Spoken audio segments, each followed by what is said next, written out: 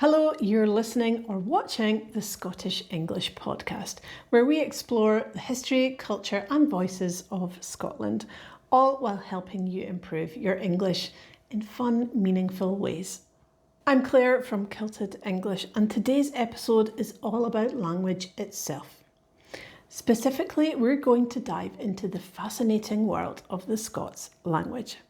We've talked about Scots on this podcast before, mostly in the Voices from Scotland episodes, but today we have a deep dive into its dialects, accents, and the role it plays in Scotland's culture and identity today. You might want to download the free transcript which accompanies this episode. It contains definitions, the pronunciation, and some idiomatic phrases for some of the words that I use in this episode. And if you haven't done so already, hit that subscribe button, or if you are a big fan, consider supporting the show's creation. You can leave a tip or you can become a member.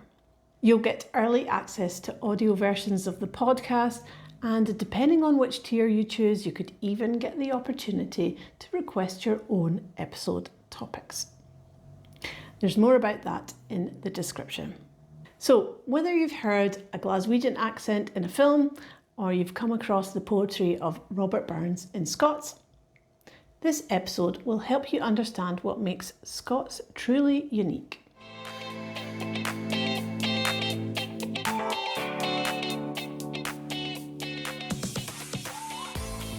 Introduction to the Scots language. First things first, what exactly is Scots? Scots is a Germanic language that developed from Old English with influences from Norse, French, Dutch, and of course Scottish Gaelic. Sometimes people debate, is it a separate language or is it simply a dialect of English? The answer depends on who you ask. However, since the Scottish Government recently passed a law recognising Scots as one of the 4 official languages in Scotland, I'm going to go with that. What's important is that Scots has its own history, vocabulary, grammar and sound. And it's been spoken across Scotland for centuries, especially in the Lowlands.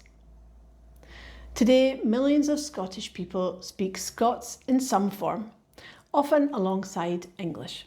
Some will switch between Scots and English depending on the situation in school, at work or at home. And sometimes they don't even know they are doing so. Scots dialects across Scotland. Across Scotland, there are lots of different dialects of Scots, depending on where you are. Let's look at some of the most prominent Scots dialects, each with its own flavour.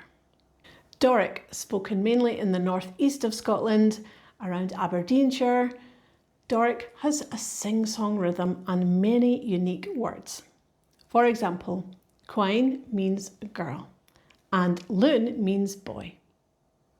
To many Scots, Doric sounds warm and earthy. Lallans.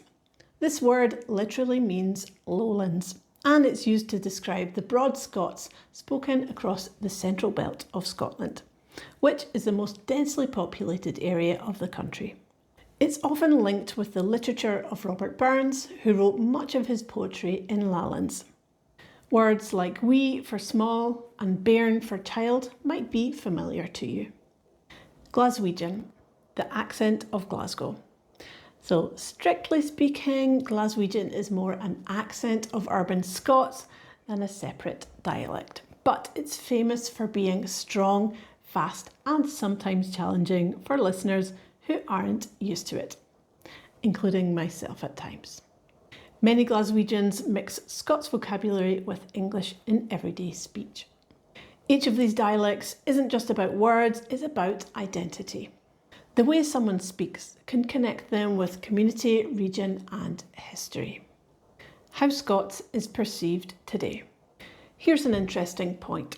Within Scotland, how do people see Scots? For some, Scots is a badge of pride, a symbol of identity and belonging. For others, especially a generation or two ago, it was sometimes seen as slang or bad English. This negative perception meant many schools discouraged children from using Scots. But today, attitudes are changing. There's more recognition that Scots is not simply wrong English, but a living language with rich traditions. Organisations, writers, teachers and content creators are working hard to promote it and keep it alive. Scots in literature, music and everyday life.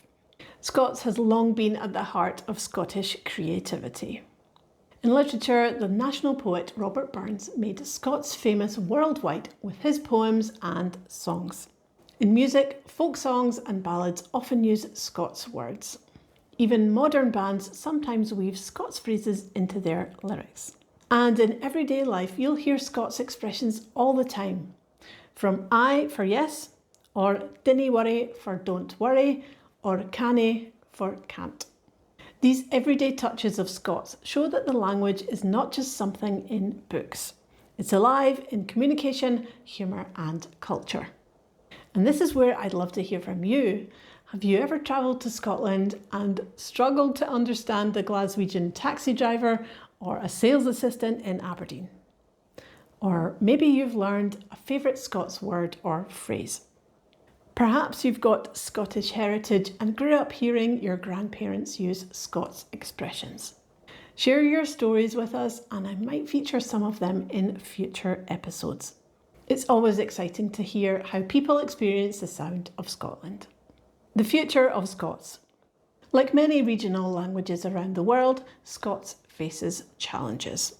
Globalisation and the dominance of English mean some younger generations speak less Scots or only know a few words.